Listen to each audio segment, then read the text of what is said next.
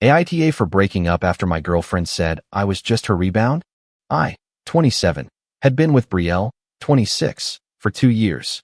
We lived together in a small apartment in a bustling downtown area. We split the rent and the utilities. We made silly plans, like getting a golden retriever someday. I thought we were building something real.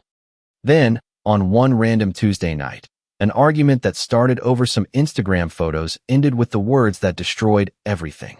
Honestly, he's the love of my life. You're just who I'm with now. The room fell silent. I didn't yell. I didn't slam the door. I just got up from the couch and went to the bedroom to get clothes out of the closet. She followed me, her voice shifting from defensive to desperate, asking what I was doing. I told her, "Don't worry, I'm letting you go back to him." She began to cry, saying she had misspoken, that it wasn't what she meant. I closed my bag, looked at her one last time, and walked out. There are no second chances for someone who sees you as a replacement. Looking back, the signs were always there. Brielle kept her ex, Cameron, 28, far too present in her life. His name would pop up in stories from her past, as if he were still part of the present. She would talk about inside jokes only they understood, places they had gone together, and songs that reminded her of him. When I asked why she still followed him on all social media, she said they ended on good terms, and that being friends was the mature thing to do. I didn't push it. I thought being secure meant not being controlling. Her phone would light up with messages from him, sometimes late at night, early in the morning, or in the afternoon. She would smile at the screen, reply quickly, and then lock the phone without explaining anything.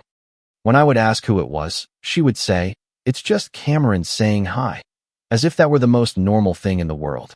Once, I saw a message preview that said, "I miss you too." But when I mentioned it, she got defensive. She said I was seeing things that weren't there, that I was being insecure. I backed down. I didn't want to be the guy who turns everything into drama. But the photos were still there. On her Instagram, there were still pictures of them together from 3 years ago, trips to a lake house in Michigan, New Year's Eve parties, and cozy selfies where they looked like they were still in love. I never asked her to delete them. I thought the past was the past, until our friends started to notice. My friend Derek saw her profile and asked me if she was still with her ex. Another time, my cousin was scrolling through her feed at a family Thanksgiving dinner and got confused when I said we had been together for 2 years. When I told Brielle about it, she laughed. She said deleting old photos seemed performative, as if she were trying to erase her own history. I let it go. I didn't want to seem possessive. Our apartment told its own story, too. In the back of the closet, there was a box labeled keepsakes. One day, looking for winter clothes, I found it. Inside were concert tickets from shows she went to with Cameron, a hoodie with his college logo, and birthday cards he had written to her. She caught me looking at it and said she kept memories from all her relationships. I asked if she had a box for us. She said she didn't need one because we were still happening. At the moment, it sounded sweet. Today, I understand it meant she already knew we had an expiration date. Her friends also treated me differently. When we went out with her college friends, they would talk about Cameron as if I wasn't there. "Remember when Cameron did that at the lake house? Remember Cameron's awful karaoke?"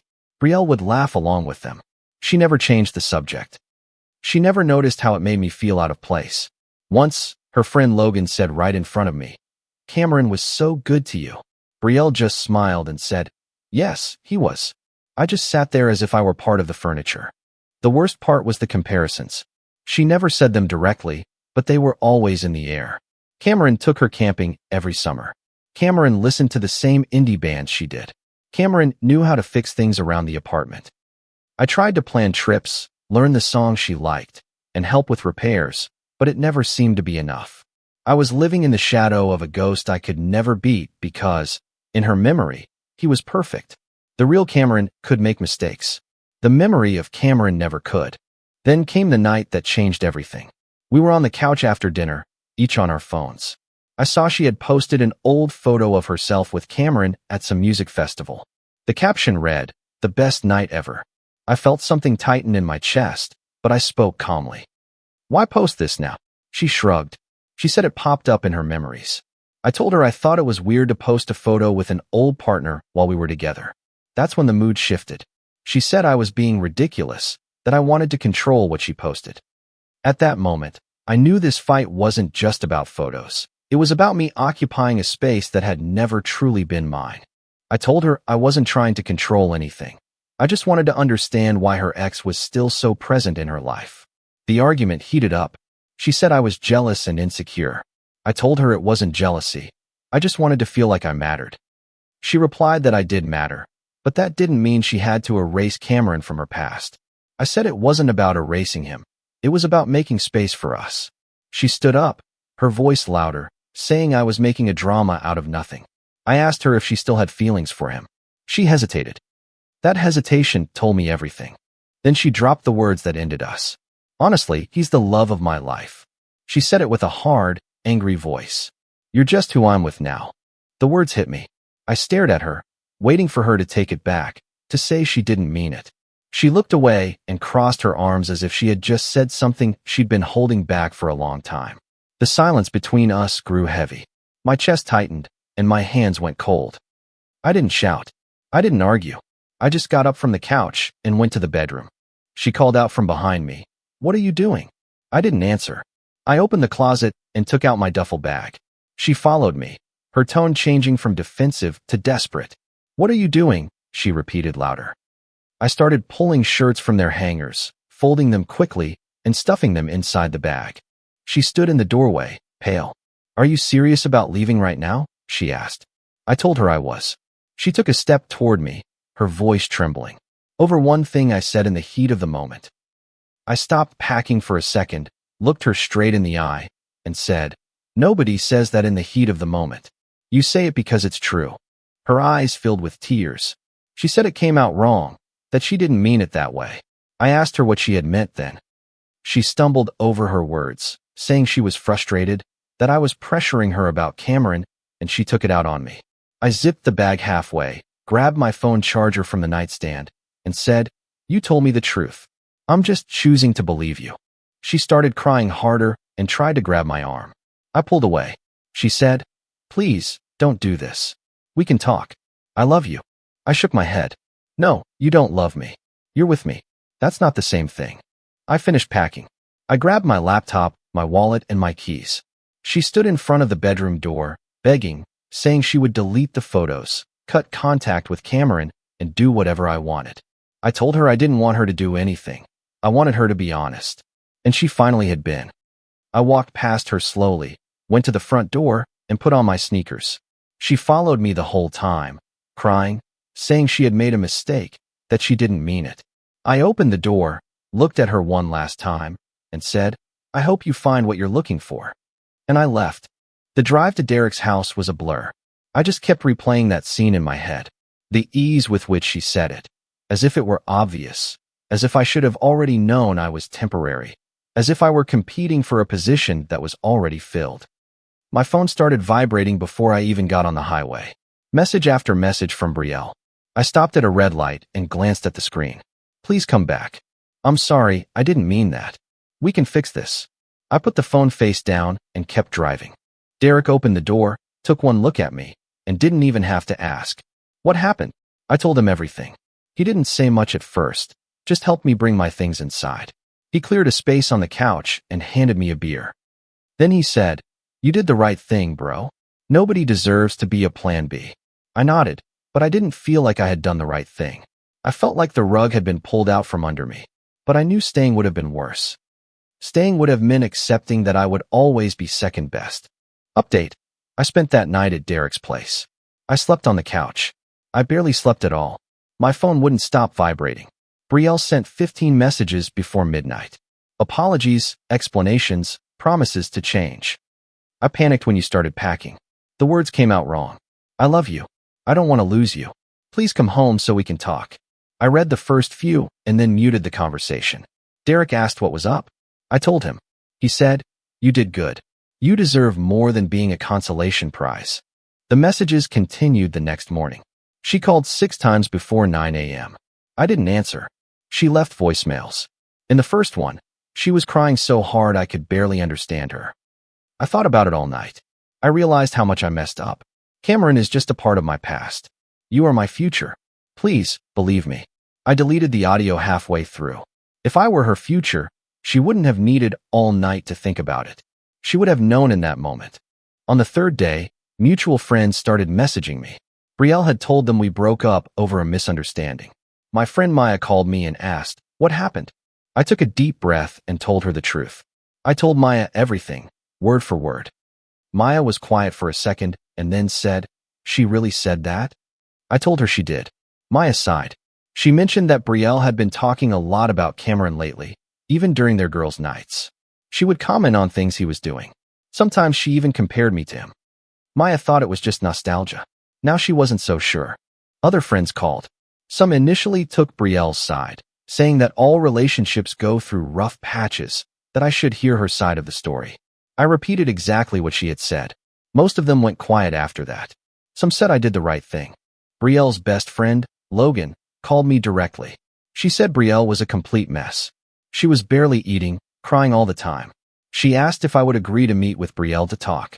I said no. Logan insisted, saying that people say things they don't mean when they're angry.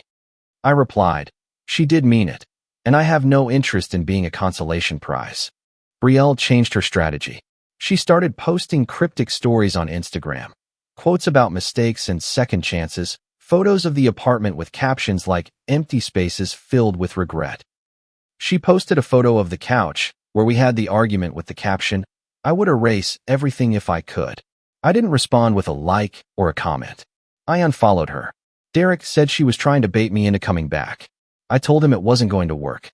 Then she showed up at my job. I was leaving the office building around 6 p.m. when I saw her standing near my car in the parking garage. She looked like she hadn't slept in days. Red eyes, hair thrown up messily, wearing the hoodie I gave her for Christmas. She said, "Please, just 5 minutes." I told her no. She stepped closer. "I need you to understand." I was angry. I said something horrible, but it's not true. You're not just who I'm with. You're my everything. I got in the car. She grabbed my arm. "You still love me." I looked at her and said, "I loved who I thought you were, not who you showed me you are." I got in the car and drove away. She just stood there, watching me leave. Update 2.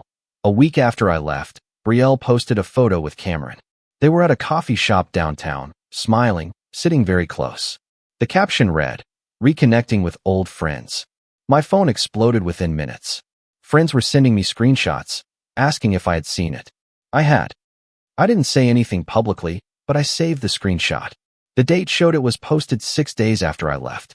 So much for me being her future for less than a week. Maya commented on the photo, "What a timely coincidence." Brielle deleted the comment within minutes.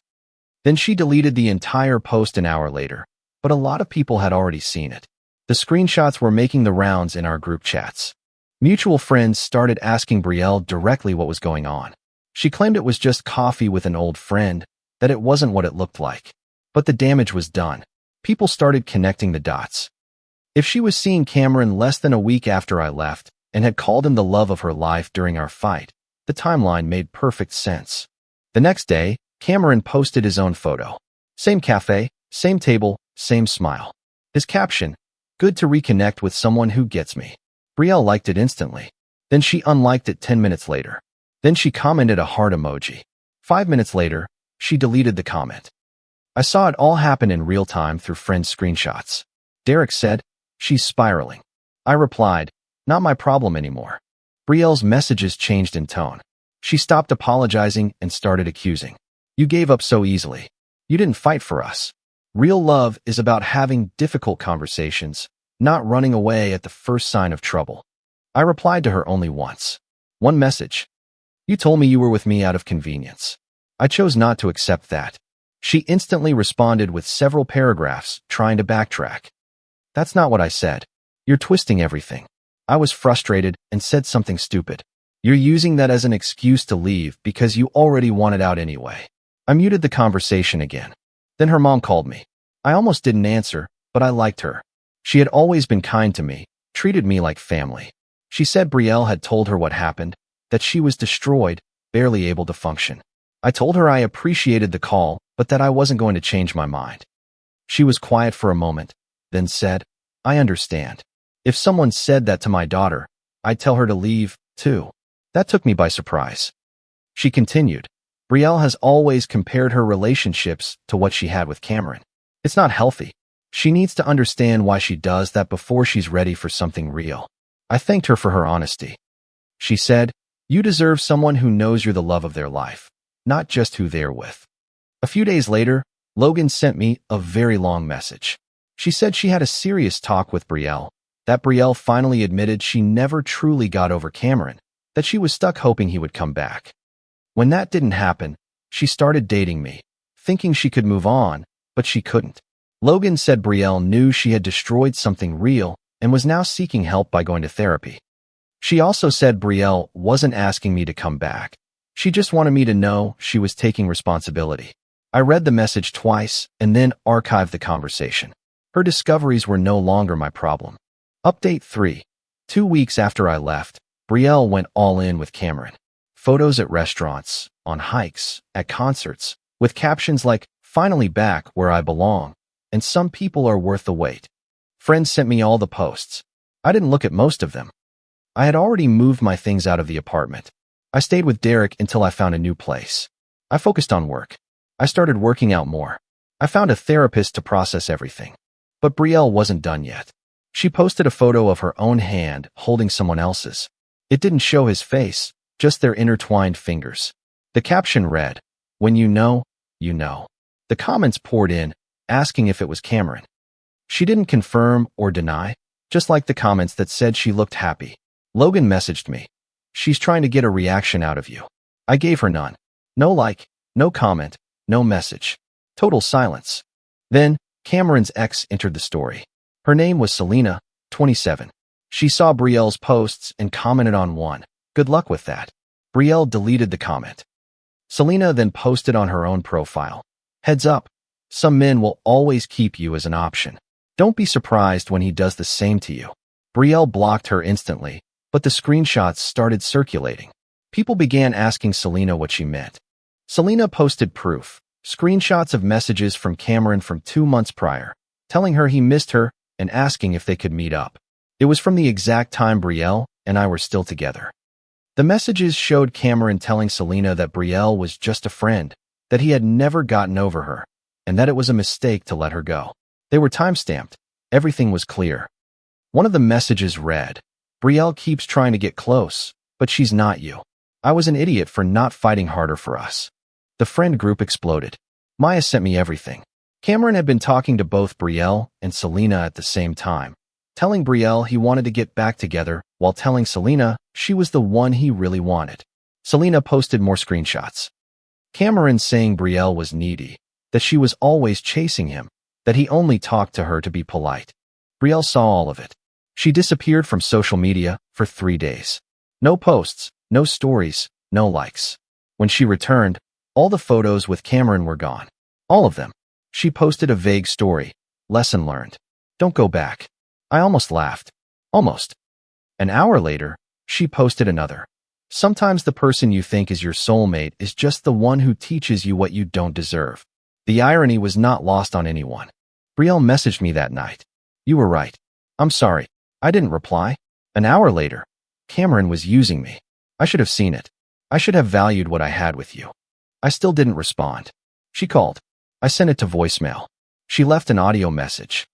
"I know I don't deserve your forgiveness, but I need you to know you were right about everything. I held on to something that was never real. You were the real thing, and I destroyed it." I deleted the audio without listening to the end. Her realizations were no longer my burden. Friends started telling me that Brielle was asking about me all the time, where I was living, if I was dating anyone, if I ever talked about her. Maya said Brielle broke down crying at a brunch, saying she threw away the best relationship of her life for someone who never truly wanted her. I didn't feel vindicated. I didn't feel satisfied. I just felt tired. Tired of being part of her drama. Tired of being the one she only realized was worthwhile when it was too late. Brielle's social media went silent after Cameron moved on. No posts, no stories, nothing. Friends said she deactivated everything. Logan told Maya that Brielle quit her job, moved back in with her parents, stopped going out, and was in a difficult place. Cameron, meanwhile, moved on quickly. He posted photos with a new girl a week after the situation with Selena. Blonde, new, worked in marketing. The caption, "New adventures." Brielle saw it before deactivating everything. Logan said she was devastated. Mutual friends started distancing themselves from Brielle, not out of malice, but because her situation was exhausting. She would call late at night, repeating the same regrets, asking if they thought I would ever talk to her again. Most of them told her to move on. Some stopped answering. The drama tired everyone out. Brielle became that friend you feel sorry for, but whose calls you start to screen. Maya ran into Brielle at the grocery store a month after everything fell apart. She said Brielle looked awful, very thin, with a vacant stare and messy hair, as if she had aged years in a few weeks. The moment she saw Maya, Brielle immediately asked about me. Maya said I was doing well, living alone, and seemed genuinely okay. Brielle started crying right there in the cereal aisle. She said, I destroyed my life chasing someone who never wanted me, while the person who truly loved me was right in front of me. Maya didn't know what to say, just told her to take care and left. Brielle's mom called me one more time, about 6 weeks after I left. She said Brielle was in therapy twice a week, trying to understand why she sabotaged our relationship. The therapist helped her see that she was using me as a safety net while still feeding the hope that Cameron would return. She had convinced herself Cameron was her soulmate because their relationship ended before it could truly sour. In her mind, he remained perfect because they never had to face real life together. I was real life, bills, routine, commitment, and compromise. Cameron was the fantasy. Her mom said Brielle finally understood what she had lost, that I had been patient, present, and kind, that I wanted to build a life with her while she was busy building a shrine to someone who no longer existed. She said, she knows she lost something real. I just wanted you to know that she's taking responsibility now. Not because she thinks it will bring you back, but because she needs to face what she did. I thanked her for the call. I said I hoped Brielle would find peace, but I didn't ask anything more about her. It wasn't my place anymore. Brielle sent me one last message 6 weeks after I left. No apology, no justification. Just, I hope you find someone who never makes you feel like second place. You deserved more than what I gave you. I read it. I stared at it for a while. Then I archived the conversation. I did not reply. Some people don't deserve your closure. They just have to live with the choices they made. Brielle chose Cameron over reality. In the end, she was left with neither. 3 months after I left, I ran into Brielle at a downtown coffee shop. I was there with a woman I had started seeing. I met her through a friend from work. Her name is Whitney, 28, and she makes me laugh in a way I had forgotten existed. She's a graphic designer, loves hiking, and has a light way of making everything simple. No games, no comparisons, no emotional traps, just a real connection. We were in line when I saw Brielle sitting alone near the window. She had her laptop open, staring at the screen as if she wanted to disappear into it. She looked up, saw me, and her face instantly went white. I just gave a short, polite nod, like acknowledging a distant acquaintance. Then I turned back to my conversation with Whitney, who was telling me about an absurd meeting with a client. Brielle stared for a few more seconds, then lowered her head back to her laptop, her hands trembling. Whitney noticed the shift in atmosphere, leaned in, and whispered, "Is that her?" I told her yes. She squeezed my hand and asked, "Are you okay?" I was. In that moment, I realized I didn't feel anger or sadness or discomfort. I just felt free. Free from being someone's plan B. Free from wondering if I was enough. Free from competing with a memory. We got our coffee and left. I didn't look back once. Later, Whitney asked if seeing her had bothered me. I told her the truth. No. I told her Brielle had taught me something important. That I'd rather be alone than be someone's second choice. That I deserve to be with someone who doesn't have to lose me to realize my worth. Whitney smiled and said, "I already know your value. That's why I'm here." It was then that I knew I had truly moved on. Not just from Brielle, but from the version of myself who would have accepted being treated that way. Brielle never messaged me again after that day. Months later, I heard through Maya that she had started dating someone new. Not Cameron, not anyone from the past, just someone from work. I hope she learned. I hope she treats him better than she treated me. But most of all, I hope she understands that love isn't about clinging to what you lost. It's about valuing what you have before it's gone. As for me, things with Whitney got serious. 6 months after Brielle, Whitney and I took a trip up the coast. We stayed in a small cabin overlooking the ocean. We spent our days hiking and our nights talking about everything and nothing. One night, sitting on the deck watching the sunset, she said to me, "You know what I like most about you? You don't carry baggage. You dealt with your past and moved on. That's rare." I told her it wasn't always easy, that there were nights I wondered if I had overreacted, if I should have given Brielle another chance. Whitney asked, "Would you feel the way you feel with me if you had stayed?" I told her no. She smiled and said, "Then you made the right decision." We started talking about moving in together, about what our future could look like. She never compared me to anyone, never made me feel like I was competing for her affection or love. And for the first time in a long time, I didn't feel provisional. I felt chosen. She chose me every day, clearly, without a doubt, without hesitation. That's what was always missing with Brielle, certainty.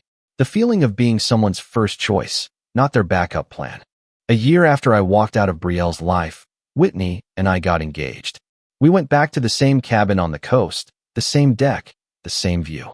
She said yes before I even finished the question. That night, she said, "Good thing you left the person who didn't see your value, because now I get to spend the rest of my life showing you every day that I do." In that moment, I remembered Brielle's words. "He's the love of my life. You're just who I'm with now." The difference was staggering.